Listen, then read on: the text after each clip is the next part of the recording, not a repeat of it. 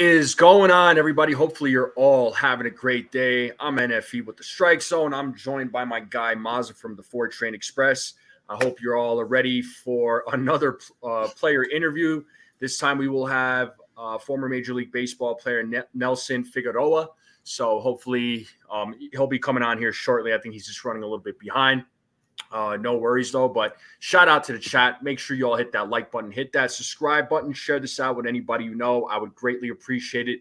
And if you're watching this on X, come over to YouTube, hit that subscribe button. Come join the Strike Zone crew. What is going on, everybody? Shout out to the chat. CT Cards, what's up? Vikings, my man, what's going on? Ken, what do you know, Ken? What's going on, Ken? Dev Finch, what's up, Dev? How you doing? What's going on? Hopefully you're all excited, and shout out to my guy Nitin Ramachandra for setting this up. But how's everybody doing today? Again, we're waiting for Nelson Figueroa to come on the show. So as soon as he comes on, I will invite him up. So stay tuned, folks. Again, I hope you're all ready. Get your questions ready. If you all have questions, drop your questions in the chat. I'll try to get through as many as I possibly can. I don't know about you, Mazza, but I love interviewing former players. And I know you just interviewed Brandon Puffer, who I interviewed a couple of days ago. So really cool guy, man. I really enjoyed the conversation with him. Yeah. I mean, anytime I have a chance to interview a former player, I'm taking it. It's because like I told Brandon, it's an honor to be able to do something like that because you really get the inside scoop of what goes on behind closed doors. Oh, and on that note, we got our special guest in the back. You ready to go? Give me a thumbs up if you're ready to rock and roll. Awesome. All right, folks in the chat, let's welcome Nelson Figueroa to the chat. How's it going, man? Thanks for coming on. Well, thank you for having me. Absolutely. Yeah. Thanks for taking the time to come on. I know you usually have a busy schedule, man. So, whenever we can get former players to come on the show, it means a lot to us. So, yeah, it really does.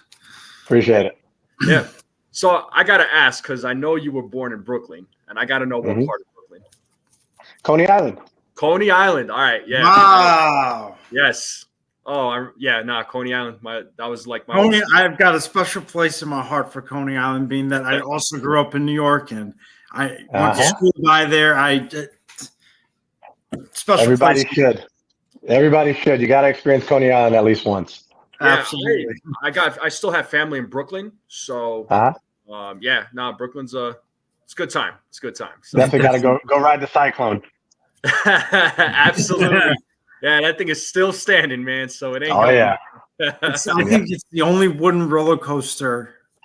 I think anywhere. I'm not sure. Well, they've got some of the more grander ones. God, where's that place? It's in the middle of America, the huge roller coaster park. But it's still one of the originals and still one of the best. Actually, not too long ago, I saw it still ranking in the top 10. With all the technology that they have, all the upside down loop-de-loops and everything else, you just fear this is the last time you'll ever ride a ride every time you get inside the Cyclone. Yeah, no doubt. I'm surprised that thing is, like I said, it's still standing till this day, man. I went on it when I was younger, so I'm like, oh my goodness. Oh yeah. I mean, good for them for keeping it in that good of shape. I mean, wow. True. Very true. No doubt. Awesome, man. But let's talk about you, man. Let's talk about you. How did you get started with baseball? How did you fall in love with it? Were there other sports that you played growing up? Just kind of walk us through that. Oh, well, so how long you guys got? Whatever, man. I got all night. Bro, we got all. Yeah. Well, of course, I mean, I fell in love with baseball since the time I could say the word ball, I guess, or even before that when I could just pick up a ball and throw it. So I think, my dad and my mom, my dad was a softball player and just I grew up watching him play, saw the, team element, the camaraderie, all that stuff, having a good time going to the park. Always playing with the older kids. I was always trying to keep up with the Joneses and able to kind of, I guess, get better and better that way. I wasn't a big kid. There's no way I could sit here and tell you that I was ever the best or the strongest or the fastest or through the hardest or, there's most of the time when I go back to Brooklyn, about 90% of the people that recognize me and, turn around and tell their kid, hey, yeah, this is Nelson Figueroa. I grew up playing against him. I hit like 2-3 home runs off him. And there's always that story. So I don't know how I ever made it to the major leagues. I got nobody out when I was a kid, and everybody was always bigger, better, and stronger than me. But I think one of the things that I learned along the way was nobody was going to outwork me. I was going to bust my butt to out hustle anybody. And so just one of the things I learned at a very early age was you can't teach hustle. You can't teach talent, but hustle, I was instilled with that from day one. My coaches, I was going to be the first one on the field, first one off the field, running in and out of the dugout, setting the tone.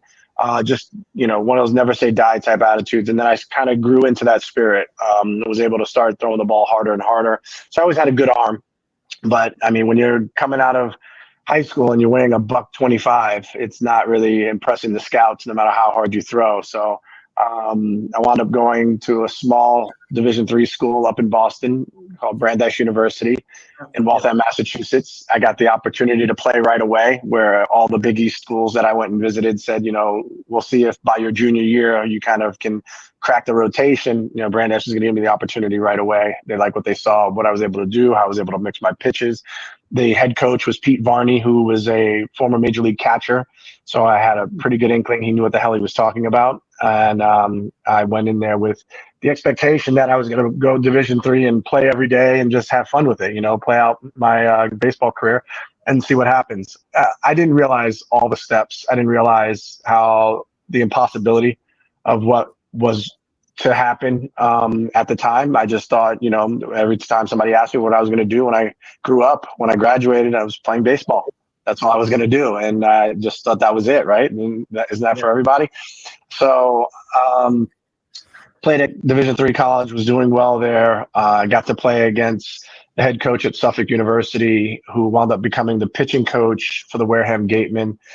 My coach asked me where I was going to play for the summer. I was going to go back and play with youth service. Shout out Mel Zitter and all the youth service players. We've had about 11 major leaguers over the past, 20 years, if not more. Current players are Dylan Betances, Ottavino. We had Julio Lugo, Rudy Lugo. We had myself. We had John Rodriguez. We had Manny Ramirez, Sean Dunston, John Halama. So a whole bunch of different players who have come up through that system. And it was an honor to play for them because they played at a higher expectation and a higher level. Anyway, I was going to go back and play with them one last year. And my coach said, what if I can get you in the Cape Cod League? To which I laughed because I'm like, how's a Division III kid going to go play in the Cape Cod League? And he said, the coach that you played against at Suffolk is actually the pitching coach. And I'm going to call him. And he called him right in front of me. And he said, what do you think about Figueroa? And he said, I love him. I wish I had 9 of him. And he said, what's he planning on doing? He said, give me 3 days with him. I'll bring him in. He'll throw a bullpen. He'll pitch in an inter-squad game. And by the 3rd day, we'll play a game and we'll have an idea of what's, who's staying with the team and who's not. So I was kind of the 27th man of a 25-man roster, and 2 kids signed out of the draft, which happened to be that Sunday. And they wound up keeping me. Made the all-star team. We won the championship. We threw back-to-back-to-back shutouts, which had never been done in the Cape Cod League history. And so all of a sudden now my name was on the map. Started getting scouted more heavily. With all that being said, again, I was listed at 183 and 6'3". I was actually 6 foot and more like 138. So I was still light and small and topping out at 91, 92. And I wound up getting drafted that following season, and I got drafted by the New York Mets in the 30th round. So signed for $2,000, went to play. And the big thing about that was, of course, I wanted more money. I kept trying to negotiate. They're like, you're a 30th rounder. This is what we got, and that's it. And I kept trying to negotiate, and I wasn't getting close to the number I wanted. So I took the $2,000. My mom said, what do you want to do? What have you always said you wanted to do? Play professional baseball. Got my foot in the door. And she said, once you get your foot in the door and then, you make your way up, then you worry about the money. Don't worry about the money now. It's an opportunity. So go. So I did. I had one condition. I got to sign at Shea Stadium. And so I went to Shea Stadium with my family. I actually went to the general manager's office, sat at his desk. He gave me a pen. I signed my contract right at his desk. We took pictures. They sat us in the scout seats behind home plate. And like in the 6th inning of the game, they put up on the Jumbotron that Lincoln High, Brooklyn's own Nelson Figueroa has just signed his minor league contract, is headed to spring training tomorrow. And I got a standing ovation from the fans and good luck, Nelson, and everything else. So if that was it, it would have been a fantastic story to be, drafted by a team that you grew up loving. Got down there, and first uniform I put on was I had Dwight Gooden's pants and Howard Johnson's jersey. Their names were embroidered inside of it. So again, right there, you could have killed me and I would have been just fine. I had lived a full life. But that was, of course, just the beginning. I guess I think that's when it kind of kicked in that, they got their start the same way that I am, putting on the uniform, putting on the pants one leg at a time, and putting on a jersey and going out there and competing. I didn't have my name on the back of my jersey, so I had to go and make a name for myself, and I did, throughout the levels. Got traded in 1998. Went to the Diamondbacks, made my debut with the Diamondbacks, and then I kind of rode the roller coaster of big league life, professional baseball life, I would say. For the next, from 2000 to 2011, I was up and down, missed a season and a half due to surgery. But, I spent half the time in the big leagues, half the time in the minor leagues, 6 different organizations up at the major league level, 14 organizations overall. Played all over the world, including Taiwan. I played in Mexico, a summer league. I played the year that, so after missing a couple of years from surgery, I went to play in Mexico. I went to spring training with the Seattle Mariners. They decided to make me a submariner, trying to be a reliever and coming back. They released me with 2 days left of camp. I went to Mexico, pitched in Mexico, made the all-star team, still no sniffs, no bites to get back into the pro ball at the state level. So I went to Taiwan, pitched in Taiwan, wound up pitching in their playoffs championship, won MVP, won games 1, 4, and 7 of the finals. Still no sniff. Went to Mexico Winter League. Our team got eliminated. I went to the Dominican Winter League. I won a championship in the Dominican Winter League. Won MVP of the Dominican Winter League finals. And then finally, the Mets signed me to a minor league deal, AAA deal, and an invite to a big league camp. And I had put up 285 innings that year amongst all the leagues. So 285 innings just to get noticed again. And then I wound up getting back into the big leagues with the New York Mets, the team that originally had drafted me 13 years earlier. Made my debut at Shea Stadium. It was unbelievable to have my family and friends there, and was kind of like a scene out of a movie. A foggy night against the Milwaukee Brewers. I wound up winning the game. We won 3-2. Was a great night, something I'll never forget. And then again, the roller coaster of going up and down happens. Then I got to move to Citi Field. We shut down Shea Stadium in a disappointing fashion. Go to Citi Field, open up Citi Field, and the last game in 2009 I pitched, started through my first and only complete game shutout of my career, the first one ever in Citi Field history. And then the next year we're in spring training, and we get to the last day, and I get put on waivers on the last day of spring training and get picked up by the Phillies, and then have my second tour with the Phillies. I told you I don't know how much time you guys have, but we'll go the quick version. Finish out playing in the big leagues in 2011, played in minor leagues in 2012, a little bit in 2013, and then I go back to Taiwan in 13 and 14. Finish up my playing career at age 40. So from a kid who went from a 30th round draft pick to getting paid to play baseball until they're 40 years old, I thought that was a pretty good run. And then decided to take a stab at television, and the rest is history. Yeah, no doubt, man. I mean, I think it goes back to what you were saying that, a lot of people weren't looking at you, but you didn't give up. You just kept going. And, you overcame that adversity. So sometimes, the way I see it is sometimes it's good to be the underdog, because then that way you could just start proving other people wrong for doubting you. Oh, yeah. So, good for you for doing what you did, man. I mean, hey, not a lot of people can say that they did what you did. So for you to, work hard, overcome that adversity, make it to the majors, and, travel the world. Yeah. I mean, I'd say To me, if you ask me, man, I think you had a great career, and Absolutely. you lived a good life, man. And you're still living a good life. I mean, come on. Yeah. No, So, I appreciate that. I think that's one of the things that I never take for granted is that I had the opportunity and tried to make the most of each opportunity that I did have. I have 9 championships all over the world. So I took part in some really good, meaningful baseball. The WBC was a moment I'll never forget, getting to play for Puerto Rico, being able to knock out Team USA and Team Venezuela. Those were, very, very special moments to me. But I think if I had my career any other way, like I was with one team and, just spent all my career with one team in one city, like would it have been as fulfilling than, the grind of going up and down and dealing with there's a lot of guys that, they get a shot, they go up and then they go back down and they're like, you know what, I'm not built for this. I don't want to keep doing this. I don't want to keep getting sent down.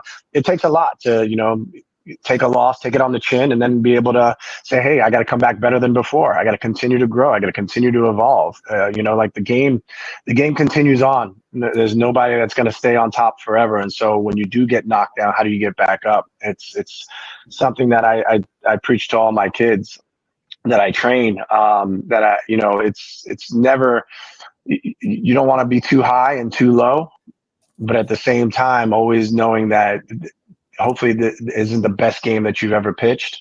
There's still more left in the tank. I mean, until you throw a perfect game, and to me, a perfect game is 27 pitches, 27 outs, and I don't think anybody's going to ever do that. But I think adversity is necessary, and being a kid who grew up in Brooklyn, you see a lot, you've done a lot, you've lived through a lot, and I was very fortunate in my neighborhood. I was seen as one of the kids who was trying to do good things, who was playing sports, who was good in school, who was always trying to, always had a smile on my face, always was a friend to everyone. There's a lot of decisions that you make along the way that could steer you in the wrong direction. I have friends who, hey, come with us. We're going to go hang out and go do this and go do that. And next thing you know, they're in jail. There's always decisions along the way. There's times that you miss. And even, people have the misconception that because you played Major League Baseball and you played for, almost 20 years professionally, that, you must be living in a mansion and, my yacht is parked out on the dock behind my house. No, I still live a very modest life. My parents still live in Coney Island, and I have a house in Arizona that I miss dearly because I've been doing my job here in New York. But I think at the end of the day, I look at the game of baseball that's provided me so much joy and so many opportunities and so many friendships and so many relations and so many things and life lessons from day one. We play Little League because of the life lessons, and what do you get out of that? Like all my friends that went on to become lawyers, doctors, police officers, firefighters, those life lessons traveled with them as well. So the game taught me a lot, and I'm hoping that I can give back a little. Absolutely. Go ahead. I just want to say not many people can say that they've won 9 championships across the world, let alone a championship at all. So I have to say that's a very cool thing that you're able to say that, I made it to professional baseball and won all over the world. I mean, that's not something many people can say. My question to you would be, when you were drafted and going through that process, what was it like for you and your family to, be at that point and then finally get that call saying that you got drafted by the Mets?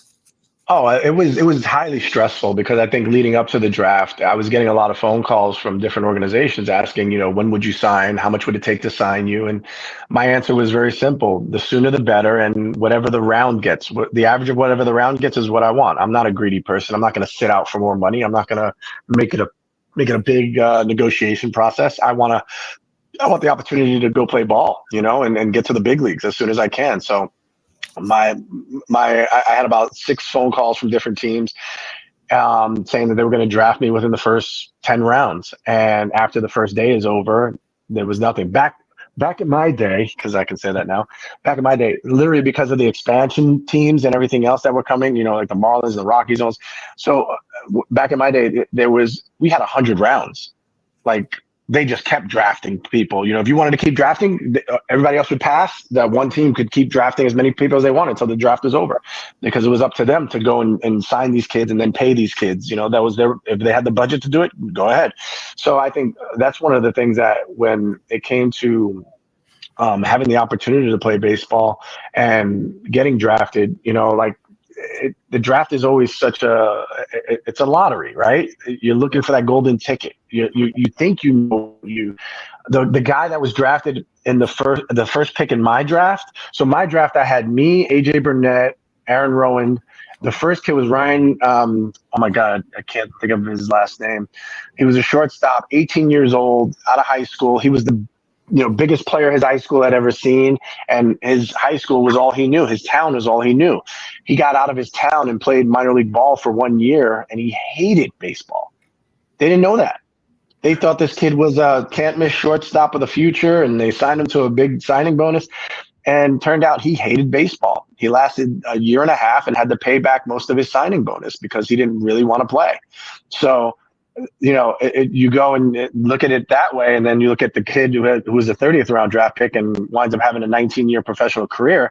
Like, there's no way of telling that through the draft. Like, you could tell so many things by height, weight, arm strength, and all those different things. You look at stats and think you can tell things, but that you're playing at a certain level at that point. Like, that might be the best you could possibly be. They never know. So the ability that you have to grow beyond your draft status, I think that's what I always tell people. Once you get your foot in the door, you have to make the most of your opportunities and put up numbers and make it very difficult for them to say you're not the guy.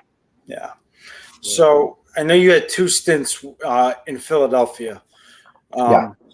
What was it like playing in front of that crowd? And what was your time like in Philadelphia? Because there are certain players who like different cities for different reasons, and there's other players who don't like certain cities, for different reasons. What was how did you feel about playing in Philadelphia twice? I mean, it wasn't just one tour; it was 2 tours. Yeah. So here, the first tour was a very difficult tour for me. It was my rookie season. I had Larry Bow as a manager. Scott Rowland was an ailing superstar who was always dealing with a bad back, but this man gave everything he had every time he was out there. It was amazing to watch him.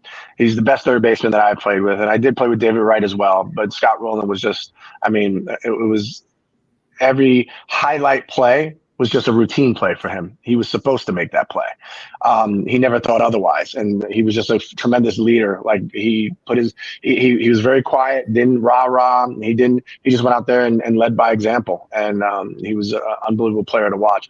I think watching how Philadelphia was then, they were very famously, they booed Santa Claus. They were just very difficult fans to play for because, they were used to, when they had losing seasons, they were just very harsh on their players. Turk Wendell, who was my mentor when I came up in the big leagues, he was having a really bad season in Philadelphia, and they were letting him have it. I mean, you remember how just recently Lopez threw his glove up in the stands for the Mets, and everybody made a big deal. I go, oh man, Turk Wendell did that 20 years ago when I was playing with him. He freaking chucked his glove in the stands after he had a bad outing in 2001. So you see that side of it. And we were a good team who we had 5 rookies playing, between 3 starting pitchers, the starting catcher.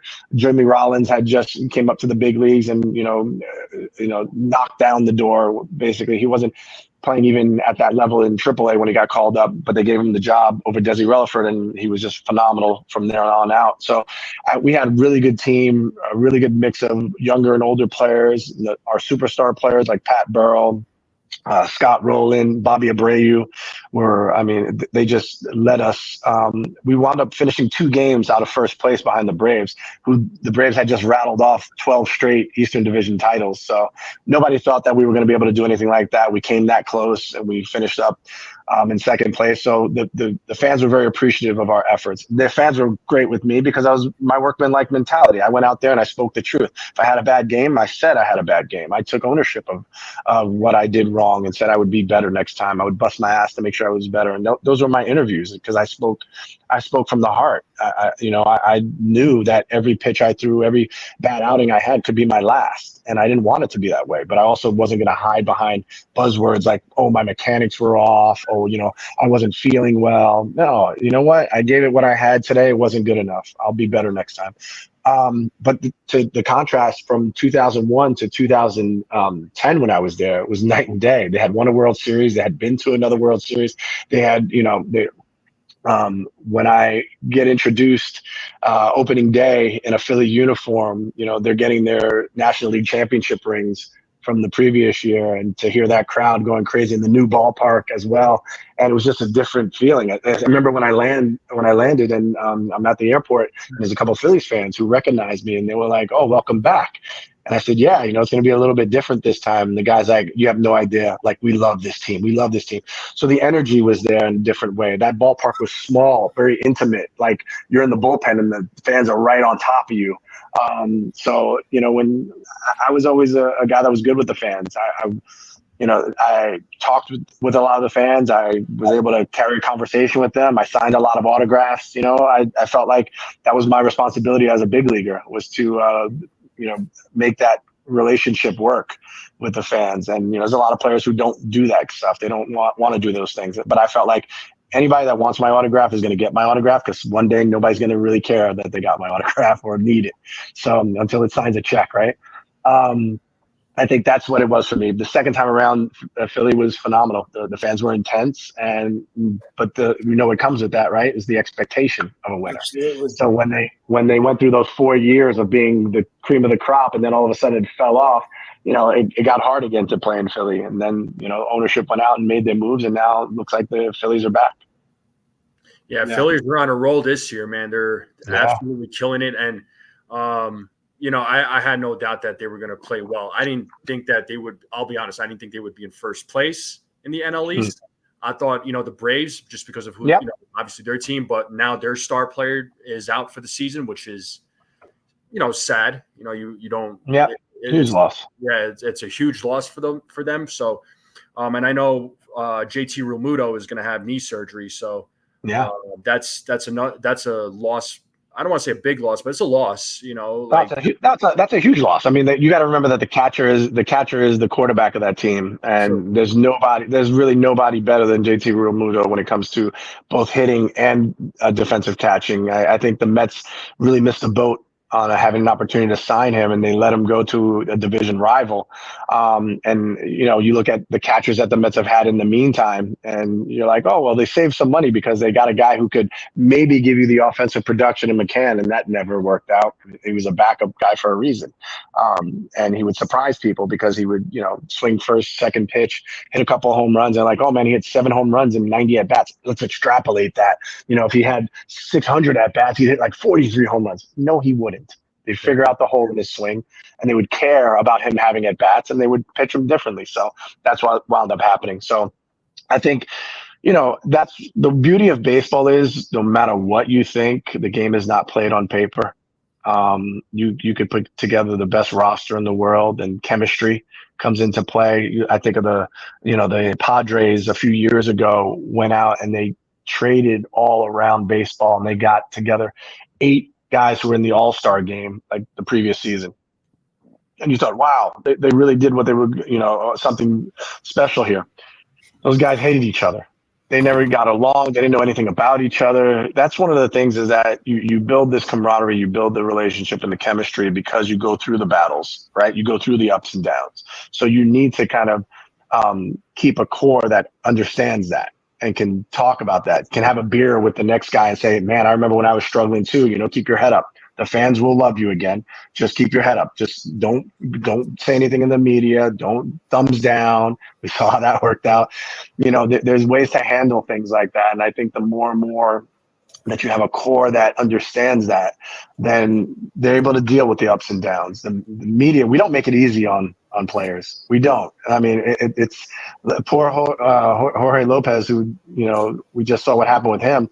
That was literally like, sharks, and there was blood in the water because they just continued to pester him about what he said and whether he said it incorrectly or meant to say something different. Once you say something and they give you an opportunity to walk it back and you double down and say, I don't really, care if I'm here tomorrow or not, you kind of sealed your own fate.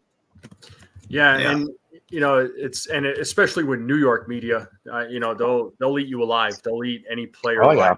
It's rough out there. And the other thing I'm happy you brought up was, just the team chemistry. Cause there's a lot of fans out there that think, spend millions of dollars, spend billions of dollars on these players and, you'll have a championship caliber team. That's not always the case. And this is something I'll talk about in my live streams that I do, I keep referring back to the 2023 World Series, right? You had the Diamondbacks and the Texas Rangers. And I always ask this question to people, and nobody answers me. Did anybody expect these two teams to make it to the World Series? If you tell me yes, you're a liar, right? No, there's not. I'll take it a step further. If you can tell me the 5 starters for the championship Texas Rangers, and I'm not talking with Scherzer and Montgomery, give me the 5 starters opening day for the Texas Rangers. Nobody can do it. Yeah. Nobody can do it. So it wasn't ever a thought of. Case in point, the Texas Rangers had finished in the previous 5 seasons. They finished twice dead last in the division, and they were under 500 all 5 years, including 96 losses the year before they win the World Series championship. There's no formula to this, gentlemen. There is none. Moneyball, everybody talks about Moneyball. What did Moneyball win? Did Moneyball win a championship? No. No, I remember the movie, unless they changed the ending for me in the movie, because the Moneyball didn't lead to a championship. It led to a nice run of 20 straight wins and got them to the playoffs, but they didn't win a championship. So there's no set formula for what it takes to win a championship other than getting hot at the right time. And look at the guys that step up, right? Look at that. Garcia wasn't a guy that you thought was, oh my God. If it wasn't for Garcia, same way if it wasn't for Daniel Murphy, the Mets don't make it to the World Series. 7 home runs in 7 games. That streak he was on, Cespedes had cooled off. He didn't do much of anything. And then when they got to the World Series, Murphy cooled off as well. And they wound up losing the World Series. So there's no set formula to it. There's no, if you spend all the money in the world, honestly, look at the Dodgers. Since 2012, the new ownership came into play. And since 2012, how many World Series championships have they won? 1. And what year was that? 2020. 2020. If you want a COVID year. That's my point. That's a COVID year where people were declining to play or not. Some of the biggest players in the game were like, I don't think I'm going to play this year. We'll wait out. We're not sure what this COVID thing is. So only 2020 was the year that they won the World Series. So the spending the money doesn't do it. If that was the case, poor Arthur Moreno, who with the Angels right across the way, he's in LA, so it's the same fan base, the same market, right? Mm-hmm. So he's spending as much money as the Dodgers are. Yeah. And what did he have to show for it? They haven't made the playoffs since 2012. Mike Trout has 1 hit in the playoffs in his history. I mean, that's what you're looking at, is that there's no set formula. Team chemistry wins over, and there comes a moment in time in every season where the manager has to say the right thing. There has to be a players-only meeting. Things have to turn around. And then all of a sudden it just seems to click. What the Yankees are doing right now is absolutely mind-boggling all the way around. Hitting, pitching, everything about them is just mind-boggling. The way that they've hit their stride and they're playing at a level that we have never seen before. So, I wanted to ask you, Nelson, because I know that this has been a topic of discussion. I know NFE and I have talked about this quite a bit with, the guys that they brought in, like Verdugo and Soto. Do you think that guys like that who are so patient and so calculated at the plate and in their game and the way they play the game in general, do you think that has something to do with why everything has become a 180 for the Yankees? Yeah, you know what? I think just watching, I was down at spring training the very first week and just watching how Juan Soto prepares. And then I was watching the guys that were watching how Juan Soto prepares. So you're watching major league hitters who've had tremendous success already in their careers. and they're watching him take batting practice. I remember Brad Ausmus threw the first 4 pitches, and he took all 4. And they were just, this much off the plate. But Juan Soto said, I don't swing at anything that's not a strike, even in batting practice.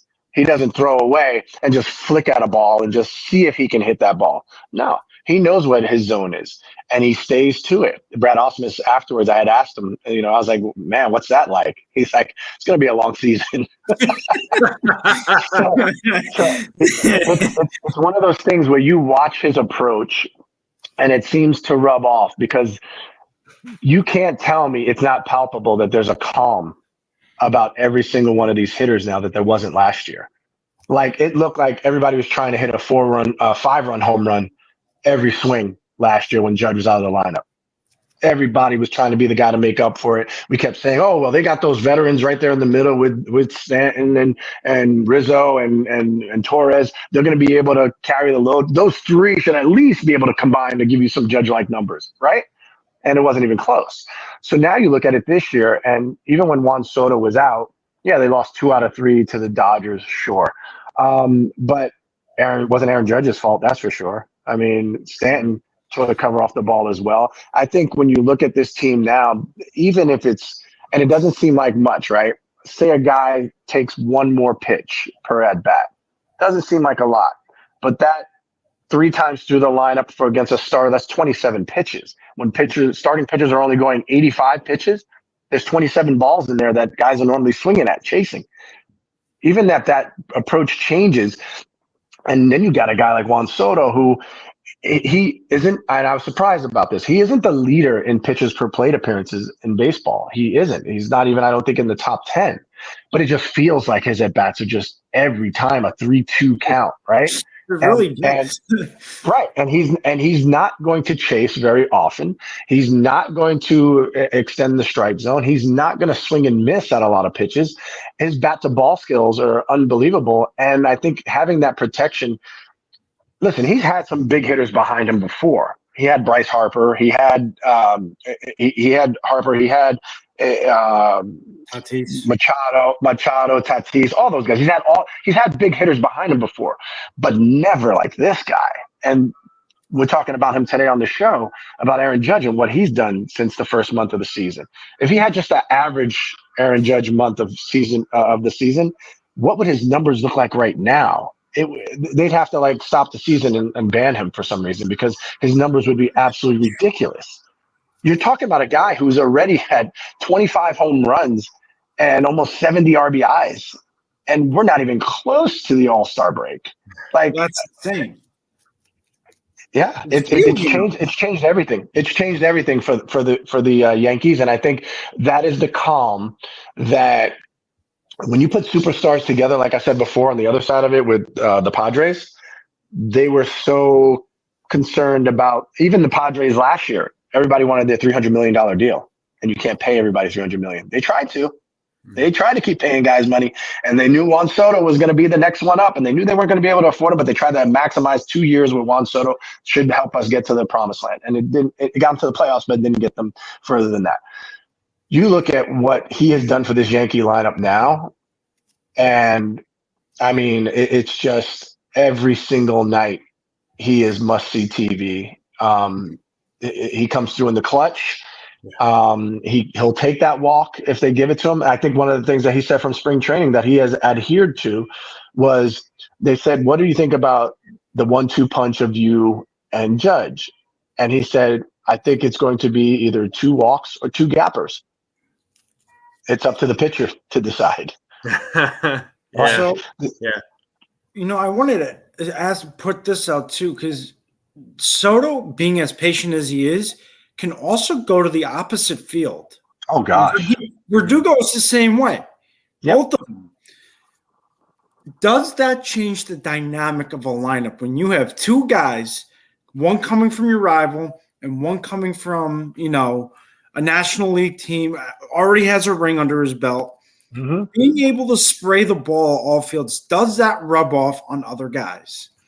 I think it does, because if you looked at even just some of the recent games, just the approach at the plate doesn't seem to be so focused on hitting the ball over the wall. Even though they lead Major League Baseball in home runs, It is legit watching Gleyber Torres hit a double on a pitch inside over the first base bag that we didn't see this approach last year. Like taking what the pitcher is giving you, and the shift has been banned for the most part. I mean, you can move a guy close enough to be a shift still, and it doesn't matter. It's the hard contact. Judge's average contact is leading all of baseball, and again, he had a terrible, by Judge standard, a terrible first month of the season. He's Giancarlo Stanton, the way he's hitting the ball. I mean, it looks like he's hitting it with a driving iron and just the ball's just taking off again. He's got that kind of whip to his bat again. All these guys came in a different mode this year. And they knew that the Yankees were going to make that move, and they got Soto. And it was literally, all right, we're not playing just to make the playoffs this year. Like last year almost was the first losing season in 30 years. We're not playing to just make the playoffs. We're playing to go deep into September. And then when you look at the other side of it, the pitching side of it, when you have a lineup like this, you can attack hitters a totally different way. So having a Juan Soto there and having a glove like Verdugo's out there, that helps in an immense way as well, that that offense is going to be able to make up for any mistake that you make. So you are a little bit freer to kind of be yourself and go out there and pitch a little differently, be a little bit more aggressive. Yeah, no doubt. No, I appreciate the takes and just looking at it from your own perspective. So, I mean, because everybody has a different eye for the sport, for the game. You mind if I grab a couple of questions from the chat? Looks like got folks asking you some questions here. So this one is from Patrick St. Clair. Says, Nelson, what's your thought on becoming the next Mets pitching coach? Assuming that they contact you, or have they contacted you before? I had been contacted the Mickey Callaway days. Got contacted, but I think it was just one of those let's cover all our bases. And because I was in the media as well, they didn't want me saying, well, I didn't get a call. No, I think I've been a pitching coach before. It was only at the Atlantic League level with Edgardo Alfonso was our manager and I was the pitching coach. And I learned a lot in that one season. I think I have the experience to do a good job, whether I start out as a bullpen coach just to kind of get the formalities of what the organization wants to do. There's so many different things now. I think more than anything as a pitching coach, you have to be able to relate to players, and each person is individual. There's no cookie cutter type of way of handling these players. Everybody's, we talk about the way that people handle success and failure. That is a big thing, like I have failed. I've had great success as well. So I can speak to those things at a different level than most pitching coaches can. Do I think would I be interested in the job? Absolutely. I think why wouldn't you want to have that opportunity to work with some of the best pitchers in the world? And one of the things that I know for sure is that if you are able to win a championship in New York, I mean, look at the '86 team. Yeah, that never ever goes away. So I would love to be a part of that. And who knows? But I think I love what I do right now on television. I love being able to give my opinion on the multitude of sports and the sports world. And so, I'm doing well here, and I'm still growing at this level. But I wouldn't mind giving it a shot. Yeah, and I'm sure being a sports analyst, man, is probably less stressful, than being a coach, I'm sure. As I always used to say, and I would argue with some of the managers of the Mets in previous regimes, I was like, my opinion's based on hindsight. I'm never wrong. I'm sorry. Like, by the time I get on the air, you guys have messed up already, and I can talk about it from a multitude of points and perspectives. But at the end of the day, when I say I would have done this, I would have done that, it's easier to say because wherever you failed, I can find a way to point out what other routes there were to success. Yeah, no doubt. Let me grab one more question. There's a few, but I'm going to grab another one here. This one's from D-Rod. He's asking, how difficult is it to be an analyst, specifically trying to be critical of a former teammate? Yeah, I think that was one of the first things that was going to be difficult. And it's also the same thing in coaching. Like when you go before Google, and when I had my coaches, like if I didn't see the back of their baseball card, I'd had no idea how well they did. You know, like they weren't really braggadocious, or, you know, if they did do well, they'd be like, oh, go check out my baseball card. And you can see how I do. Now you got Google. So immediately I get it from the fans when I critique, you know, guys like Noah Syndergaard in the past. And I'm like, you know, for a guy who has all that stuff, he doesn't pitch inside nearly enough. He can be a lot better. And they're like, oh, you had a lifetime 4.5 ERA. Yes, you're absolutely right. But I also had a 4.5 ERA during the steroid era, and I didn't throw 100 miles an hour. So having said all that, I think, you know, I was never really trying to be critical of former teammates. I would tell them in the beginning of the season that I would never, ever, ever say anything about them that I wouldn't say to their face. That's just the bottom line. That's the way I would want to be treated. You know, like I'm not a shock jock. You'll never hear me say this guy stinks. This guy's terrible. I know how hard it is. I've had dirt in my cleats. I know how hard it is. I know I've been booed off a mound. I know how difficult it is. So I would never, ever just be a shock jock and go, that guy's terrible. That guy stinks. That kind of stuff. It doesn't piss me off anymore. It used to piss me off when I would do shows with different people on the radio and stuff like that. And they're like, oh yeah, that guy's terrible. And I'm like, dude, you have no idea what it takes or how good that guy actually is. He's the best guy you've ever seen. Ever, and he had a bad week. You know what I mean? So I think being an analyst, preparation is everything, just like anybody's line of work. I can't get on the air and not be prepared, and just the fans know when you're making shit up. Fans know when you're, you know, especially New York fans. When they're talking about the Mets, you know, and Steve Cohen's like, yeah, I think we have a shot at making the playoffs.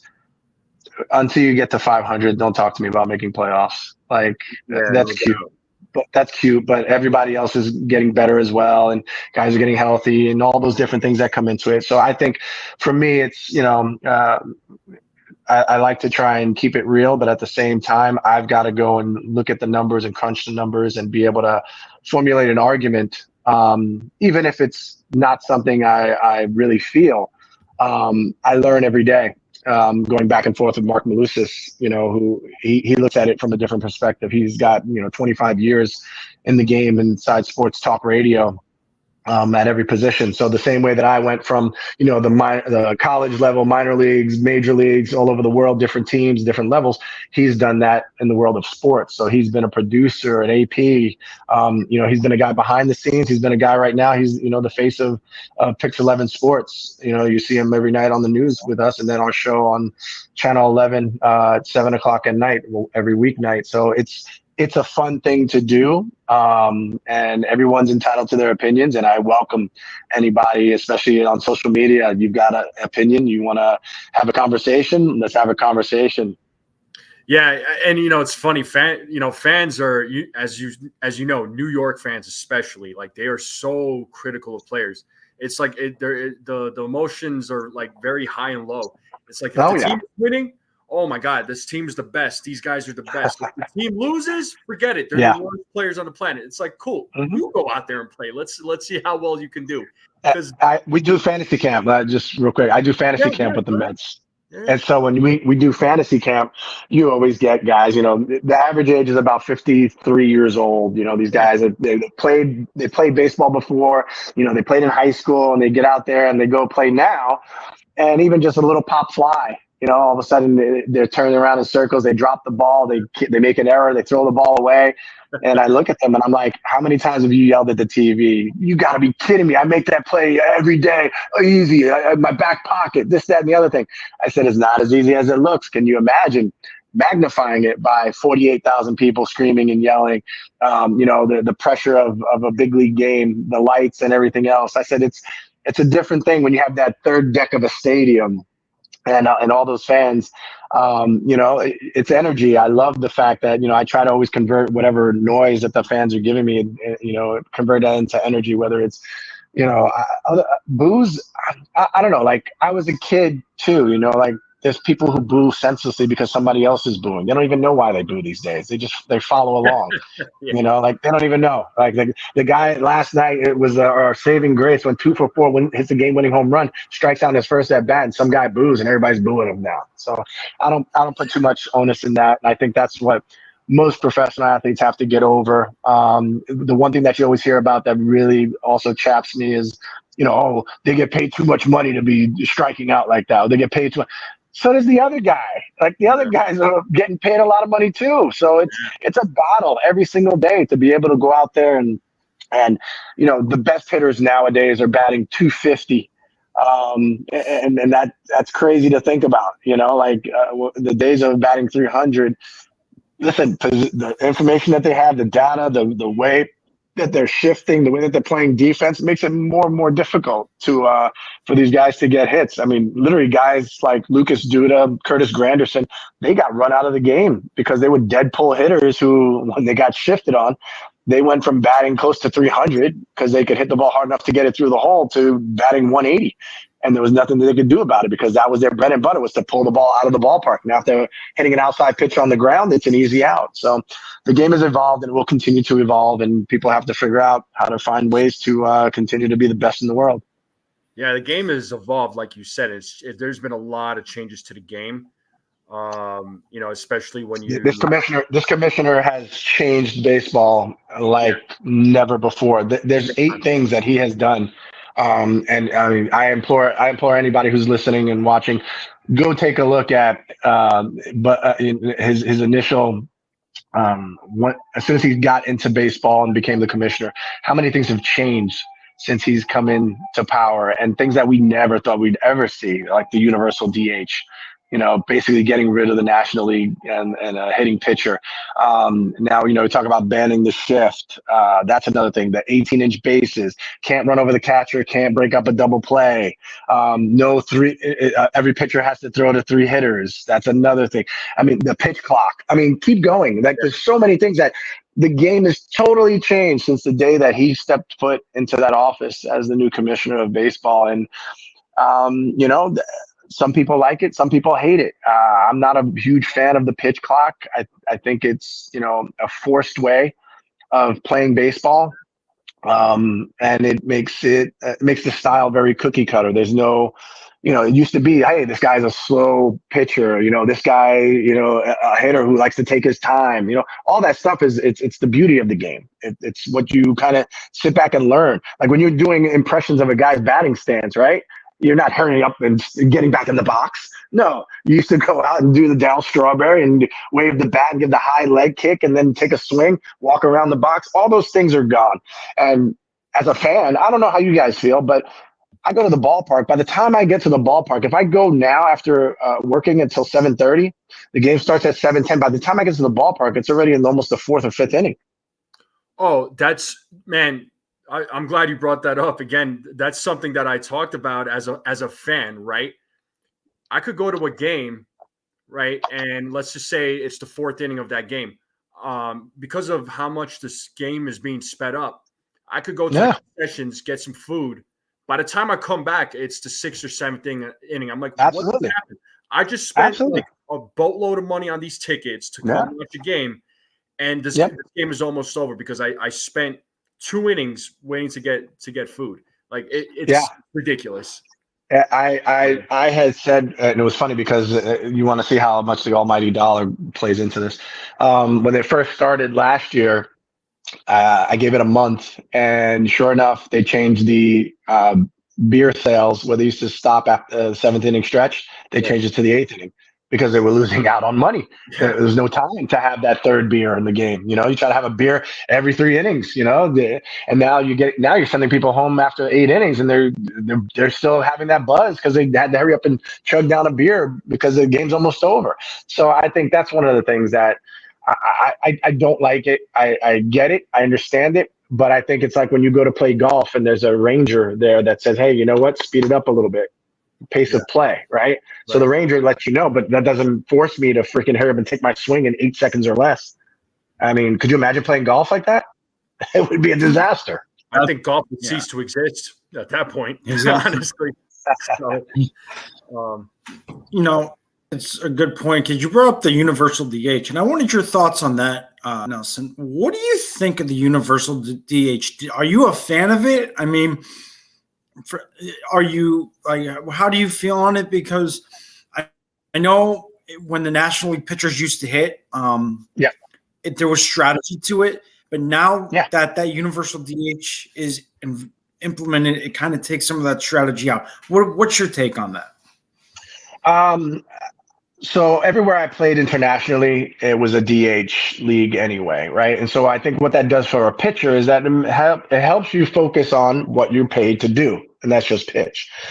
It is a lot of wear and tear on your body to swing a bat, to run the bases, to slide, to do all those different things. So yes, as a baseball player, a kid who grew up thinking he could play baseball and play in the major leagues, I loved it because I could handle the bat. I could run the bases. I was, a guy that I felt that was an advantage. Like we had 9 players when the other team only had 8 because this guy couldn't handle the bat. I took a lot of pride in being able to lay down a bunt and the sacrifice, all those different things. But you could see it. These guys didn't care. They were swinging for the fences and hoping that they could just hit a home run. And they struck out. They didn't care. They were going back to the dugout because they were more concerned about putting up their 10 strikeouts, in their time of pitching. So when you started seeing the batting averages dip into, I think I want to say it was something in the 140 range for major league pitchers. I mean, there were a few that could hit, the DeGroms of the world, the Bumgarners. Those are the guys that could hit, and you liked watching them hit because it was exciting as a former pitcher, and you're like, yeah, hell yeah, this is a guy handles the bat well. But for the most part, these guys didn't work on bunting. We weren't even doing bunt plays anymore. Spring training, it was like we used to have 8 different bunt plays. We had a flash, a wheel play, a fake flash, a fake wheel play, all these different things that we would do. And when it came to it in the game, we're like, all right, run the regular play, let the guy bunt it, we get the out and keep moving. So that part of the game, it was just not that it was a waste of time, but bunting stopped being a thing in baseball. So when that stopped being a thing in baseball and there's no more sacrifice bunts, you're not asking your 2-hole hitter to bunt over because the leadoff guy got on, So I think when you started looking at production value, you know what? There's more production. There's more runs scored. It's more exciting for the fans to see more balls being put in play. And I think at the end of the day, the exorbitant amount that you're getting paid to be a starting pitcher now is absolutely ridiculous. You can't tell me that Max Scherzer making $45 million a year for 30 appearances, he's making $45 million, but a guy who plays 160 games like Lindor, you're bitching that he's making $30 million. That doesn't make any sense. So I think the push is going to come to shove where the value of a everyday player, which now is 130 games instead of 160 games, is got to change. And starting pitchers, I think we started to see some of the bite back when you look at the Cy Young Award winner for the National League, not even getting a contract offer until the season almost started, and Jordan Montgomery, who had a great postseason, don't get me wrong, but there's a reason why nobody jumped out there to sign you to a long-term deal when you're already 30 years old. It's not going to happen that way anymore. They don't want to pay for what you've done. They want to pay for what you're going to be able to do. Well, look at who their agent was too. I mean, he thought that he was going to be these teams. Yeah, he's made a gajillion years for how mmany years now? Teams are starting to find ways to bite back, and I think they sent a message to Scott Boras. You look at Cody Bellinger, had a bounce back year, a hell of a bounce back year. It looked like he was a guy that should get paid buku bucks. I mean, if you look at honestly the one contract that we're still looking at that boggles the mind is Carlos Correa. Yeah. If he hits all his incentives and everything and plays out and takes the extensions, he's going to get paid more than Aaron Judge per year. That makes zero sense. That makes zero sense for a guy whose best season was 22 home runs. 22 home runs. And that whole shortstop market, I think, is when baseball decided, you know what? We're not going to just keep throwing money at these guys. We're going to make them wait. And they made him wait, and they made him wait. Trevor Story, he's not what everybody thought he was outside of Colorado. Carlos Correa, since he left Houston, he's not a guy that you think, oh my God, he could be a 25 guy and 25 stolen bases and all those things. You don't think about him in that fashion anymore. Who's the other ones? Who are the other? Trey Turner was the one that. Your voice is coming in real choppy, man. Who's that? Me? No. Four train. I thought he said something. All right. I'll be right back. Okay. So I think that's the thing we're looking at with baseball now is the way that guys are getting paid. You want to get more productivity and more value for the dollars that you're paying. Shohei Ohtani, does he deserve $70 million? No. But are the Dodgers paying that $70 million per year? No. You know who's paying that? Japan is paying that. Yeah. Literally, Japan is paying that with all the Ohtani jerseys that they're buying, with all the sponsorship or the subscriptions that they're doing to all the Dodger stuff. Japan is paying for that. Plus the fact that the TV money that they get is $50 to $60 million a year anyway. You're getting that money back hand over fist with a guy like Ohtani, who's a once in a lifetime player so far that we've seen that can pitch and hit the way that he does.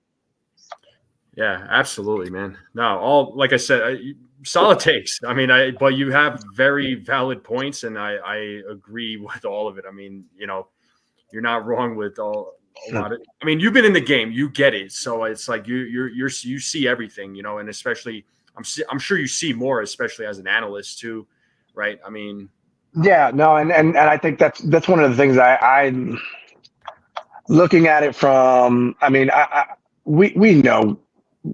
Yeah, the baseball makes a lot of money, and you hear that the average major leaguer makes over $4 million, but 80% of the money is made by 5% of the guys. Your top 5 players are making the majority of the salary that goes into the salaries for the season. So it's not that everybody's making $4 million. Listen, when you look at the Tampa Bay Rays, and how for $60 million as a team, as an organization, year in and year out, they're putting up 90+ wins. And you're going to sit here and tell me there's one way to do this? They were doing it. And listen to how Major League Baseball wants to stop them from doing what they're doing. So what they used to do is what is very famous. So they have their 5 starters, who these guys were always just talented studs who threw hard, nasty breaking stuff, right? You go on and on and on the studs that they have. Their 6th inning guy, 7th inning guy, 8th inning guy, 9th inning guy. Their closer is normally a familiar face, but 6th, 7th, and 8th inning, that was literally 3 different guys for each one of those innings. And they would send them up 2 months at a time. They would get 2 months in the big leagues, send them down, 2 months in the big leagues, send them down, 2 months in the big leagues, and then they would decide who they were going to keep for the playoff roster. So what does that mean? You're getting the productivity, the best out of 3 guys for that one slot, the 6th inning guy. You know how much you're paying him? Well, all 3 of these guys are rookies. You're paying him $700,000, and you're getting 3 guys to perform for just $700,000 for the slot. So Major League Baseball decided you can't do that, and they're like, "Why not? It's within the rules."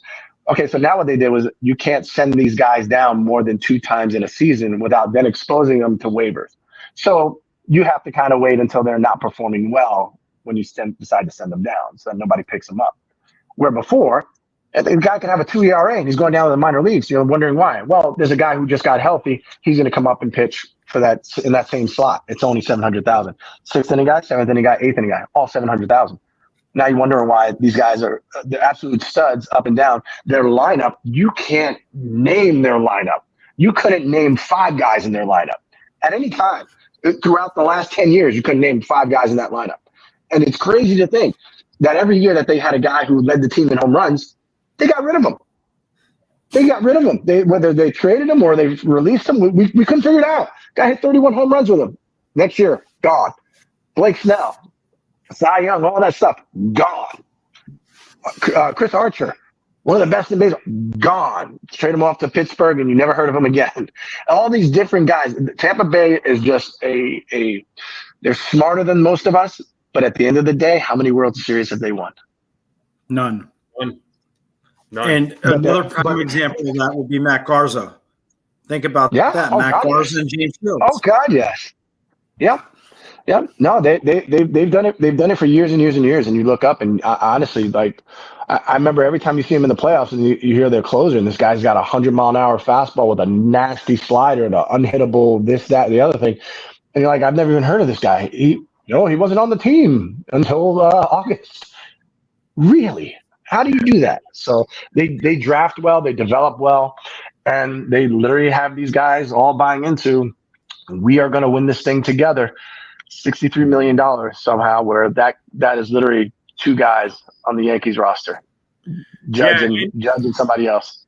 Yeah, absolutely. And, to credit to the Rays, I mean, it's like here's a team that doesn't spend a whole lot of money, but their only success has really been, okay, they had great regular season success, but then when they get into the postseason, they're not there. They're not showing up, or they do show up, but they're just not performing well. Right. It's unfortunate for them. Yeah, it is. It is. But at the same time, you wouldn't take making the postseason every single season. I mean, I would kill if for the Mets. I'm a Met fan. I'd kill for them to be in the postseason because all you got to do is get in the door. Look at what happened with the Braves the last 2 years. The Braves have won over 100 games the last 2 seasons, and they get knocked out in the first round of the playoffs. Like, yeah. At the same time, are you gonna sit here and say the Braves are a terrible organization because of that? No. You say they're set up for the next 6 years to keep getting a chance to get to the big dance, and that's all it really comes down to. So Steve Cohen and David Stern have a joint, I guess, vision for this team. And we're seeing a lot of the moves that they're making. It's different than in years past. They're not just letting guys cop a free ride, And so I think that's one thing that has changed about the organization when you have a president of baseball operations is that the vision is his and his alone. And even if you can't understand it, you can appreciate it because, hey, the bottom line is this. We are trying to win a championship. We're trying to put together a team that can be a sustainable winning organization. I mean, the Brewers, everybody talks, he had the Brewers for, I think it was 5 out of 6 years that he was there. They were in the playoffs. And he did it with no resources, no money. So it'll be interesting to see how this thing all turns out. Again, it's not always the most money, the best team. It's not always the best team that wins the World Series. I mean, it's what makes it fun, man. Baseball is just different that way. Yeah. And, I understand like making it into the playoffs every year. That's an accomplishment, right? Like that's to me, that's successful, right? That's a successful season. But I'm sure at some point the fans of whatever team, it doesn't matter what team it is, whether it be the Braves, the Yankees, or the Rays, the Yankees, yeah, absolutely. The fans want a World Series. I mean, it's like, great, okay, we made it to the playoffs, but we want a championship. The World Series? Yeah.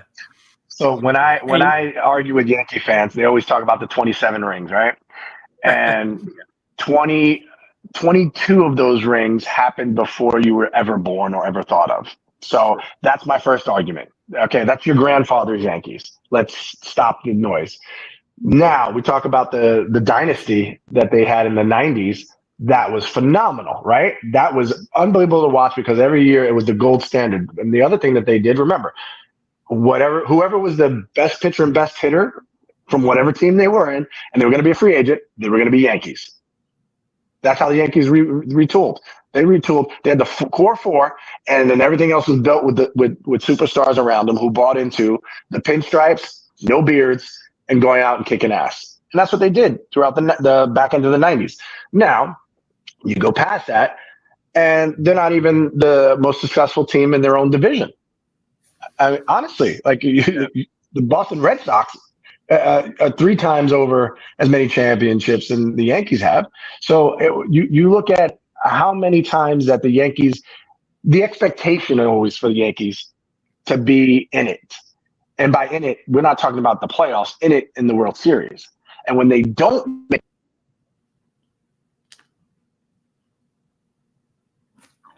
I can't hear you. Oh, now good? You got me?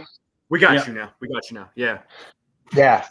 I said the one thing about the Yankees is it's not about the regular season. They have a packed house no matter what team is out there. They're going to have 51,000 filling the seats no matter what at all 81 games at Yankee Stadium. It comes to the playoffs and getting to the World Series. It's about the World Series. It's not about the playoffs for the Yankees. And so when you look at 2009 and that the Mets have been to, since 2010, the Mets have been to more World Series than the Yankees. Yeah, but come on. Like the Yankees perennially are that team that there's something that always goes awry and leaves you like wanting more and every Yankee fan says it. I hate this team. I'm done with them until the next year. And then you're back. And that's what being a fan is about. Yeah. So, Yankees fans are super emotional. You had brought up money before my thing decided to glitch on me. I had said that Altuve had just gotten a huge extension from Houston. Yeah. And that's another one. And it's scary to think that guys like Correa, whose best year was a 22 home run season, if he reaches those milestones and those incentives, can make more than Judge, who is by far a superior player than Correa. It's not even close. And it's not even close. And Correa can make more than him. That's the scary part. Yeah, and just think, that guy also failed 2 physicals and still got that kind of contract. Yeah. So that just tells you, like, different ownerships, different operating groups operate differently. They felt like, Boris sold them that Correa was the goods, and this guy was just at the tip of what he could possibly be. We watched it last year where he, batted under 220 for most of the season. Could you imagine if the Mets had kept him? It would have been Correa, him, and Lindor, and all 3 of them would have been batting under 230 for the last year's season, combined with everything else that went wrong with the Mets. Oh my God, they would have burnt the stadium down. So they avoided a disaster with that. One last one, guys. Whatever you got for me, and then I got to get ready for work. Cool. Yeah, I want to be respectful of your time, though. So whenever you need to go, man. Let me grab a question from the chat. So this is from our friend Sierra. She's asking, going from the MLB to the CPBL back to the MLB, what was the biggest adjustment for you? Again, I think the size of the crowds and the pressure. I always pitched with pressure. Like I said, I wasn't a guy that was a can't miss prospect. I wasn't a guy I went out there and it was like, oh my God, I wasn't Paul Skeens. I wasn't throwing 100 miles an hour and Strasburg and punching out 14. But I did punch out a bunch of guys. If you Google it, apparently I'm the king of AAA, where I have the lead of modern day strikeouts because I played so long in the minor leagues. So I was able to put up numbers because they allowed me to pitch at the minor league level, where in the major league level, it was 5 innings. Oh my God, we can't let them go a third time through the lineup because the numbers say X, Y, and Z. Yeah. So I never got to pitch to, I would say, to the best of my ability. I was never comfortable enough to pitch to the best of my ability. I was always kind of just, I've got to be, if I'm not on, then, I'm probably going to get replaced. I'm going to have to get sent down and continue to do well at the AAA level to be able to come back again. The CPBL was phenomenal because not knowing the language at all, Spanish I know, so all over Venezuela, Puerto Rico, Dominican, Mexico, I can get around, I can survive, I can talk with the fans, I know what's going on. Chinese is another animal. We have 26 letters. They have 26,000 characters. Just drawing a square. Apparently there's 4 ways you're going to draw a square, depending on which way you go, and then go backwards again. So 8 ways to draw a square. So those all mean different things. So it's crazy. But baseball's universal. So I was a pitcher and pitching coach at the same time when I was out there in 2013 and took the team from last place to first place, and we won the championship. And that was one of the greatest thrills of my professional career, was coaching and helping these kids on a daily basis get better, all the while learning some Chinese, all the while knowing that I didn't even have to say things. I could actually just show things. They knew, everybody knows first, second, third, home. They know 1, 2, 3, 4. They understand all those things. But it was, talking about the nuances of how to pitch and getting them to understand, like, case in point, these guys play against each other in the CPBL since they were in Little League. They're living on an island, close to China. So if they're really good and they get a chance to play in the States, great. But most of the time they play against each other through, Little League, high school, and then they play against each other in the pros. So I had pitchers who they were like, man, they know what I'm going to throw. I throw a fastball and I throw a split finger. They know what I'm going to throw. So I go, you want to learn a third pitch? They're like, yeah. I go, shake your head. What do you mean? I go, shake your head 3 times. They're like, huh? I go, grip the ball like it's a split finger or like it's a breaking ball or like it's a changeup. Put it against your leg. Shake 3 times and throw whatever the hell you want. You just told the hitter you were throwing something else. He doesn't know. And they're like, whoa. And it blew them out of boom. I was like, but it's that easy. So I would take guys who were fastball slider guys, and I'm like, hold a split finger, throw the ball right into the dirt, bounce it past the catcher. And then the guy's going to turn around the on deck circle and go, oh my God, he throws a split and it's really good. It bounces. And then you don't ever have to throw in the game, but you can shake 3-4 times. Now the hitter goes from a 50-50 guess to maybe 25%, maybe not. So I think that was what some of the adjustments. I got you, man. I know you said yeah, go ahead. Out of all the major league parks that you got to play in, what was your favorite park? It's funny. I just saw a list that came out yesterday of somebody's favorite parks or the favorite parks in baseball, and they were very similar to mine. I mean, if I can go back in time again, Shea Stadium, I grew up, I was sitting in the upper deck most of my life, and then to have a chance to pitch on that field was amazing for me. So Citi Field, Shea Stadium, that combination, of course, being a kid who grew up a New York Met fan. Then, of course, I got to play in Pittsburgh. PNC is absolutely gorgeous stadium right on the river. All the bridges are yellow. Everything in the town is black and yellow, every single team. So everybody has that same gear. So, even though they lost a lot, they went there for a good time and they had a good time. And it was fun to play in that city. The fans were respectful for the most part. St. Louis is a unbelievable place to play. Do you see the other day when Skeens came out of the game, he got a standing ovation from the Cardinals fans. Yeah, they appreciate good baseball, and they are very heads up like that. Like they know what's going on. They're not just sitting there on their phone taking selfies. And then of course Dodger State. I go to the two oldest ones with Dodger Stadium. Chavez Ravine is absolutely gorgeous, and it's one of the meccas of baseball. All the history that it has there, and last but not least, of course, Wrigley Field. Getting a chance to pitch at Wrigley Field and the wind blowing out and knowing just all the times you were watching on WGN, the home run derbies that were hit with Sammy Sosa and everybody else, that was I got a chance to pitch there, and I had one of my best games of my career. I had a 10 strikeout performance at that stadium with the wind blowing out. So I did love playing in the older parks because I knew that inevitably, everything evolves. And so getting a chance to play in the older stadiums was great. But I think for me, PNC is right up there. It's one of those that you have to go and check out. And, I don't know about some of these newer stadiums, the domes, like Globe Life Stadium in Texas. Looks amazing. Looks absolutely ginormous. But I'll go with those two as two of my favorites, Dodger Stadium and PNC. That's pretty cool. Awesome. Yeah. Do you have time for one more, or you got to go? One last one. One last one. Thank you so much, man. You rock. You rock. You're so awesome. Let me grab this question from Ken here. It says, Mr. Figueroa, you pitched in the Mexican League. Watching the Yankees in Mexico felt like a block party. How are the fans in Mexico? Oh man. So if you've ever seen Eastbound and Down with the fans in Mexico, like it depends when you're there. It's Mexican Summer League is more like Eastbound and Down, where the fans are just like they're there, but they're not there. It's hot, it's humid.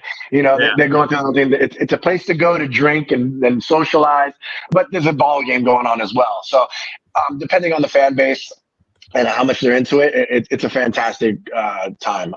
I think it's scorching weather that makes it really, really tough. And when you think about, you play against a lot of guys who have played in former big leaguers. You look at the team that's there now for the Diablos with Trevor Bauer and Cano and Rusney Castillo. There's about 6 former major leaguers. Familia is down there pitching as well.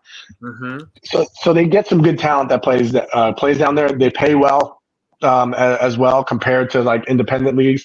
But I think Mexico, they're very spirited. I think it's more of an event both before and after the game. It kind of is a continuation from the tailgating to the game to after the game. You go out in the parking lot and they're taquerias, the taco stands are opening up right there. People are hanging out, and just being very festive. So it's a good time playing baseball there. It was tough because you don't even watch Trevor Bauer videos and he tells you like with the altitude and stuff and how hot it is. And there's a place that it's called the Green Hell because it's so damn hot there. Tabasco is the name of a city because it's that damn hot. So it made for an interesting summer experience. And even in winter ball, just traveling, playing in some of these towns. Some of these fields are not, up to par, but man, they play the game hard. They play the game. It's a different style everywhere you play all over the world. Just the way that these guys play. Mexican pitchers are very crafty.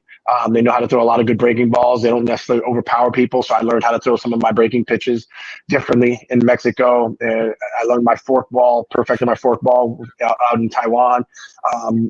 Dominican Republic, these guys' arm strength is unbelievable. So I worked out and learned how to take care of my arm in between starts in the Dominican Republic in a different way than I ever did before. So all these little things kind of puzzle piece together to make me, last as long as I did. And I even had the opportunity to pitch 2 years ago in the Atlantic League. And first inning was great.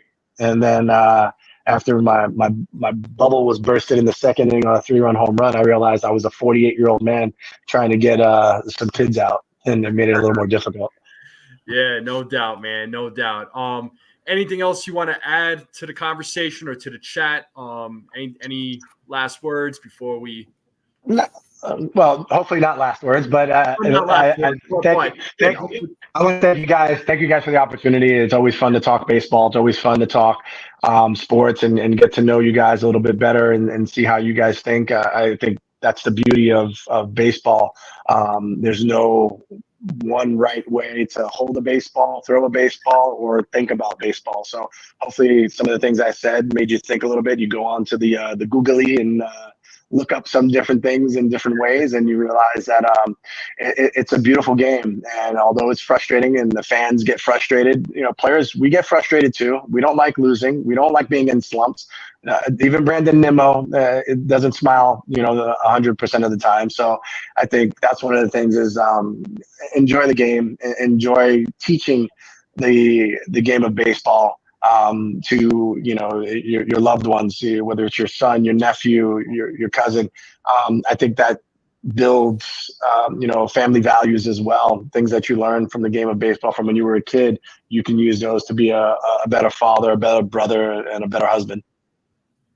No doubt, man. No doubt. Well, Nelson, thank you for jumping on and talking with us. I know you have a busy schedule, but I appreciate you taking the time out, man, and talking to us and giving us your insight and your experience to the game. And I hope, great things in your future. I know it'll happen, so I have no doubt about that. And I'd say you've had a great career. Thank you. Everywhere, and now you're doing amazing things as an analyst, and hopefully bigger and better things are ahead, man. I appreciate it. Thank you very much, guys. Thank you for the opportunity. And again, you can watch me and Mark Malusis on Pix 11, 7 o'clock at night, every single weekday night, 7 to 7:30. And hopefully you guys tune in and see some more fun stuff. Awesome, man. I would love to have you back on again in the future. Absolutely. Anytime. Reach out to me, brother. All right. You got it. Thank you so much. Take care.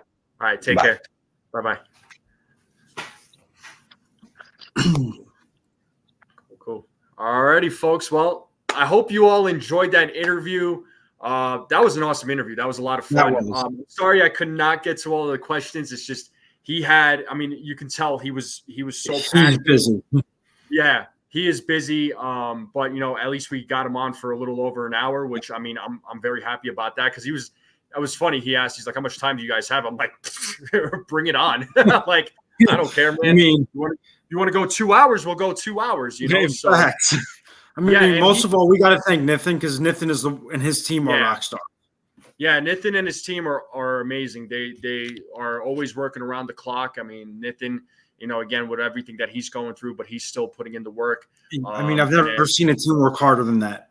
Yeah, seriously. And, shout out to Nathan. Hopefully him and his family are staying strong.